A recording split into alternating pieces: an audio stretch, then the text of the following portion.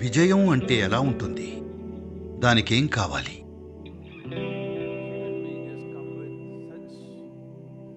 మానవుడు ఎన్నో అవకాశాలతో వచ్చాడు. తాము చేసే పనిలో విజయం సాధించాలని నిబద్ధతతో ఉన్నవారి జీవితంలో ఒక ముఖ్యమైన అంశం అదే మిమ్మల్ని మన జీవితంలోని ఎన్నో అడ్డుగీతలను, మన జీవితంలోని ఎన్నో అడ్డంకులను దాటించేది.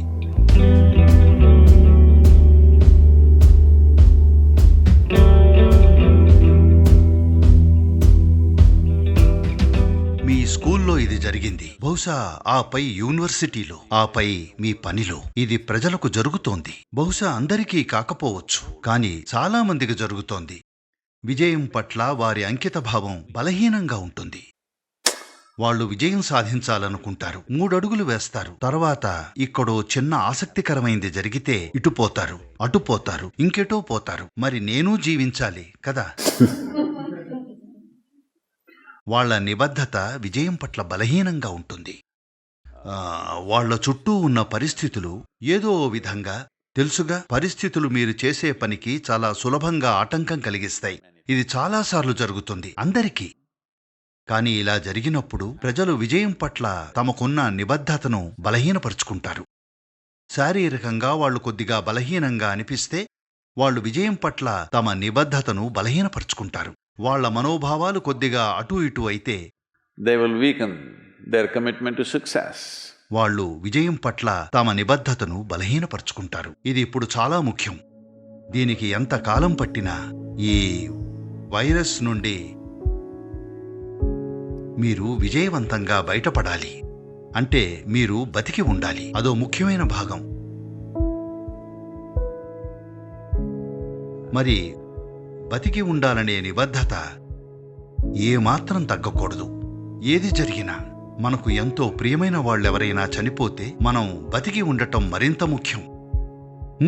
మన చుట్టూ ఉన్న వాళ్ళందరూ అనారోగ్యంగా ఉంటే మనం ఆరోగ్యంగా ఉండటం మరింత ముఖ్యం, మన చుట్టూ ఉన్న వాళ్ళని చూసుకోవడానికి. కాబట్టి మీ విజయం పట్ల నిబద్ధత బలహీనపడకూడదు. చుట్టూ సామాజిక నాటకం నడుస్తోందని, లేదా శారీరక నాటకం, లేదా మానసిక నాటకం, ఏది జరిగినా మీ విజయం పట్ల నిబద్ధత బలహీనపడకూడదు. అదే మిమ్మల్ని దాటించేది. మన జీవితంలోని ఎన్నో గీతలను, మన జీవితంలోని ఎన్నో అడ్డంకులను. కాబట్టి ఆ విజయం అంటే ఎలా ఉంటుంది? దానికి ఏం కావాలి? మీరొక విషయం అర్థం చేసుకోవాలి. తమ జీవితంలో ఏవైనా గణనీయమైన విజయాలు సాధించిన వాళ్ళు అలా చేయలేదు. తెలుసా, నేనెవరి వ్యక్తిగత ఉదాహరణలు తీసుకోవాలనుకోవట్లేదు. నేను తప్పించుకోవాలని చూస్తున్నాను నా మనసులోకి వస్తున్న స్పష్టమైన విషయాల నుండి. అయితే నాకు తెలిసిన కుటుంబ సభ్యులు, స్నేహితులు కొందరు ఎప్పుడూ సమయానికి టిఫిన్ చేసేవాళ్ళు. దాని తర్వాత వాళ్లకు ఖచ్చితంగా కాఫీ కావాలి. కాఫీ తర్వాత ఖచ్చితంగా వాళ్ళు సిగరెట్ వెలిగించాలి. ఇక అక్కడ హాయిగా కూర్చుంటారు, ఎందుకంటే వాళ్ళు ప్రయత్నిస్తున్నారు ప్రశాంతం అవడానికి.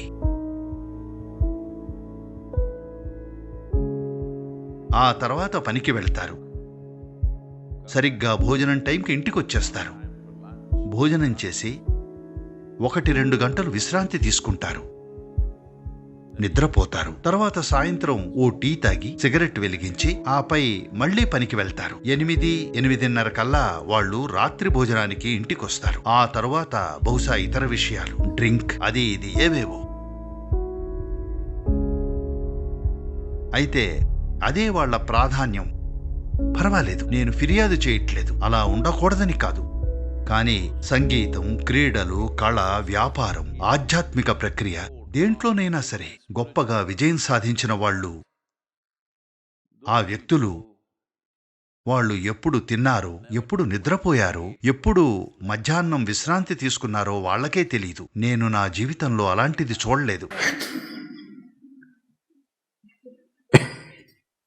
కాబట్టి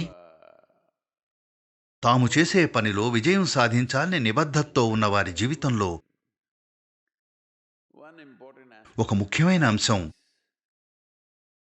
వాళ్ళు ఎక్కడా స్థిరపడరు. ఎక్కడైతే కాస్త సుఖంగా ఉంటుందో అక్కడ. ఎందుకంటే సుఖంగా ఉండేది మిమ్మల్ని గోతిలోకి దించినప్పుడు. చాలా సుఖంగా ఉంటారు తెలుసా? వాళ్ళు ఎంత సుఖంగా ఉంటారో చూశారా? చనిపోయాక అక్కడ పడేసినా సుఖంగానే ఉంటారు, కిందకి దించినా సుఖంగానే ఉంటారు, చివరికి కాల్చినా సరే కదా? అవునా కాదా? అవును, సుఖంగా ఉంటుంది. ఇప్పుడు నిర్ధారించుకోవలసింది అనుభూతిలో ప్రగాఢత ఉండడం, ఇంకా చేసే పనిలో ప్రభావవంతంగా ఉండటం. ఎందుకంటే మీకు అపరిమితమైన ఆయుష్ ఇచ్చి ఉంటే మీరు ఆ పనులన్నీ చేయొచ్చు, అందులో తప్పేమీ లేదు. నేను వాటికి వ్యతిరేకిని కాదు. కానీ వాళ్ళు మీకు ఇంత తక్కువ ఆయుష్ ఇచ్చారు, అంత అపారమైన సామర్థ్యం. అదే సమస్య. ఒకవేళ సృష్టి మిమ్మల్ని వానపాములా చేసి ఉంటే, వానపాములో ఏదో తప్పుందని నేను అనట్లేదు. దానికి కేవలం ఒకే రకమైన సామర్థ్యం, అది అంతవరకే చేయగలదు. వానపాము చెట్టెక్కాలనుకోదు, ఎందుకంటే పక్షులు దాన్ని ఎత్తుకుపోతాయని దానికి తెలుసు. దానికి అలాంటి ఆశయాలుండవు. అది కేవలం భూమిని రీసైకిల్ చేయాలనుకుంటుంది. తెలుసా, మనతో సహా ఎన్నో ఇతర జీవులకు అది ప్రయోజనకరం. కానీ దాని లక్ష్యం చాలా స్పష్టం: తినడం, పునరుత్పత్తి చేయడం, చనిపోవడం. చాలా స్పష్టమైన లక్ష్యాలు. ఆ లక్ష్యాన్ని నెరవేర్చడానికి అది కృషి చేస్తుంది. నాకైతే అది మధ్యాహ్నం నిద్రపోతుందనుకోను. నేనలా అనుకోను, ఎందుకంటే నేను చాలా మధ్యాహ్నాలు వానపాముల్ని చూశాను. అవన్నీ చాలా చురుగ్గా ఉంటాయి. కానీ ఒక మానవుడు ఎన్నో ఎక్కువ సామర్థ్యాలతో వచ్చాడు. అందువల్ల ఒక నిర్దిష్ట స్థాయి కృషి అవసరం. ప్రపంచం మాట మర్చిపోండి. మిమ్మల్ని మీరు విజయవంతులుగా భావించుకోవాలంటే మీరు మీ పక్కింటి వాళ్లకంటే కొంచెం మెరుగ్గా ఉండడమే మీ దృష్టిలో విజయం అయితే దాన్ని నేను రోగం అంటాను. అది విజయం కాదు. మీ పక్కింటివాడు మీకంటే అధ్వాన్నంగా ఉన్నందుకు మీకు సంతోషం. ఇది రోగమా లేక విజయమా? ఇది రోగమే. కానీ మీరు చేస్తున్న దాంతో మీరు సంతృప్తి పడుతున్నారు. ప్రస్తుతానికి దాన్ని విజయంగా పరిగణిద్దాం. మీరు ఎవరికంటే మెరుగ్గా ఉన్నారా లేక అధ్వాన్నంగా ఉన్నారా అని కాదు. ఆ ప్రశ్న మీ మదిలోకే రాకూడదు. కానీ ఏదో విధంగా మీరు మిమ్మల్ని మీరు పూర్తిగా ఉపయోగించుకుంటున్నారని భావిస్తారు. మీరు చేసే పనిలో ఒక రకమైన సంతృప్తి ఉంటుంది మీ పనిలో. మరి మీరు కళ్ళు మూసుకుని ఏ పని లేకుండా ప్రశాంతంగా కూర్చోగలిగితే అది అద్భుతం. కానీ మీరది చేయలేరు. మీరు ఇప్పుడున్న స్థితిలో అది చేయలేరు. మీరలా కళ్ళు మూసుకుని నిశ్చలం కాలేరు. పనిలో ఉండటానికి బదులుగా మీరు పరధ్యానంగా ఉంటారు. అంటే మీరు మెరుగుపడుతున్నారని కాదు, దానర్థం మీరు ఏదో విధంగా తిరోగమిస్తున్నారని. ఈ విజయంతో సమస్య ఏమిటంటే ప్రజలు నేనిది చేశాను, నేనది చేశాను, బహుశా ఇది పని చేయలేదు, బహుశా ఇది తప్పు, అది తప్పు అంటూ ఉంటారు. జీవితంలో అలాంటిదేమీ లేదు. చూడండి, ఒకప్పుడు మీరు కోతి, అవునా? ఇది నేననలేదు, ఇది ఆ ఇంగ్లీష్ ఆయన చార్ల్స్ డార్విన్ మీరందరూ కోతులన్నాడు.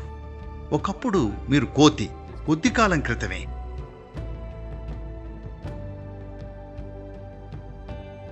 అది ఒక పొరపాట? మీరు కోతిగా ఉండటం మీరు చేసిన పొరపాట, లేదా అదొక పరిణామంలో ఒక దశ మాత్రమేనా? అది పొరపాట లేక అది పరిణామంలో ఒక దశ మాత్రమేనా? అలాగే మీరు పుట్టినప్పటి నుండి ఒక మానవుడిగా మీరు పుట్టింది చాలా అసంపూర్ణంగా, ఇతర జీవుల్లా కాకుండా. ఇతర జీవులు వాటికి కేవలం ఆహారం దొరికితే చాలు, వాటి జీవితంతో ఏం చెయ్యాలో వాటికి తెలుసు. Because human being has come with such మానవుడు అపారమైన సంభావ్యతలతో వచ్చాడు. కాబట్టి మీరు అసంపూర్ణంగానే వస్తారు, స్థిరంగా రారు. మిమ్మల్ని మీరే మలుచుకోవాలి. రకరకాల మనుషులు మీ మీద రకరకాల బంతులు విసురుతారు. అన్ని వైపుల నుండి మీ తల్లిదండ్రులు, మీ టీచర్లు, స్కూలు, ఇరుగు పొరుగు, ఇంకా సమాజం, ప్రపంచం మీ మీదకు అన్ని రకాలు విసురుతుంది. ఈ చెత్తనంతా పోగేసుకుని మిమ్మల్ని మీరు ఒక విలువైన వ్యక్తిగా మలుచుకోవడమే మీ పని. అదే మీ విజయం. మరొకరు మిమ్మల్ని విలువైన వారనుకుంటున్నారా లేదా అనేది ముఖ్యం కాదు. ఒక విలువైన జీవితం అని మీకు అనిపిస్తే ప్రస్తుతానికి అది చాలు. ప్రపంచం గుర్తించకపోవచ్చు, పర్వాలేదు. కానీ మీకు తెలుసు మీరు విలువైన వారని.